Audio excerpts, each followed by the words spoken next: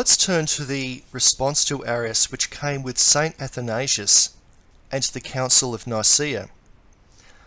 The key insight of both Athanasius and the Council is simply this: what is said of the Father is said of the Son, except that the Father is Father and not Son, and that the Son is Son and not Father. Let's look at the writings of Saint Athanasius. He was Bishop of Alexandria and died around about 373. And one thing that characterizes the thinking and the writing of Saint Athanasius is that he recovered the principle that we cannot think precisely about God in material terms. So this is the point that Origen made. We cannot think about God as a material body. And so Athanasius emphasized that. He reminded us that we can affirm something as real even though it's something that we cannot relate to in the world of matter, space, and time. Athanasius realized that transcendent objects like God are not material, and they are beyond what we would call the realm of matter, space, and time. Athanasius took on the Christian faith that the Father, one person, is God, the Son, another person, is God. And he formulated his belief this way: what is said of the Father is also said of the Son, except that the Son is Son and not the Father. What's interesting about Athanasius is that he makes a formal statement of belief before he draws any analogies, before he employs his philosophical thinking.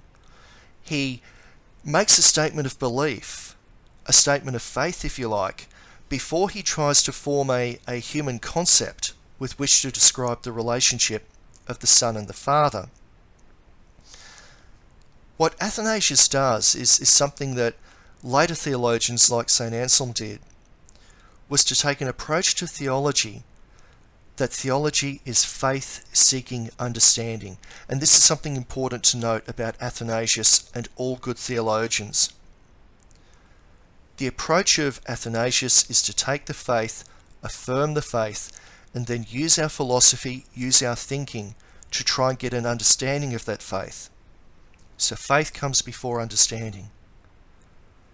Those who failed, such as Arius or the Sabellians, I would argue, put understanding before faith.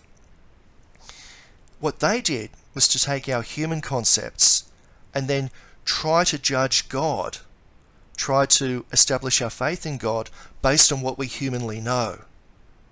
So they put the cart before the horse, so to speak. Whereas responsible theologians like Athanasius would say, here's our faith. It's faith in a transcendent object, which is God. Having established that faith and affirmed it, how can we use our limited human concepts to understand God? In other words, this goes back to that minimal but fruitful understanding that the First Vatican Council spoke about. And Athanasius was centuries before Vatican I, but he would have been very comfortable with the idea that we affirm the divine mysteries in faith and then come to a very humble, human, limited, but fruitful understanding of God. There's another thing that's very important, that we cannot know the relationship of the Father and the Son by human reason, by natural reason alone.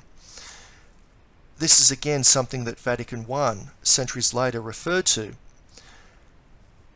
Our belief in God is something that concerns the essence of God, and it's something that we cannot deduce with human philosophy alone.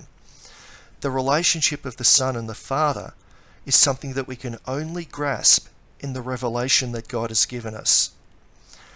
And because it's something that is revealed through Scripture, through tradition, it's something that we don't work out intellectually first, but rather it's something that we affirm in faith and then work out. So Athanasius and Arius made very, very clear, not in their own words, but in the way that they did their theology, they make clear there is a key question. Does faith come before understanding, or does understanding come before faith? The reality is, do we follow God, or do we judge God by our limited human concepts? And if we realize that, we realize the difference between Arius, who put his philosophy before his faith, and Athanasius, who put his faith before his philosophy.